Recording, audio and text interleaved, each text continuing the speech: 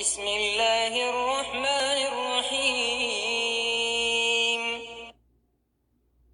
من كان يظن أن لن ينصره الله في الدنيا والآخرة فليمدد بسبب إلى السماء ثم ليقطع فلينظر هل يذهبن كيده ما يغيظ.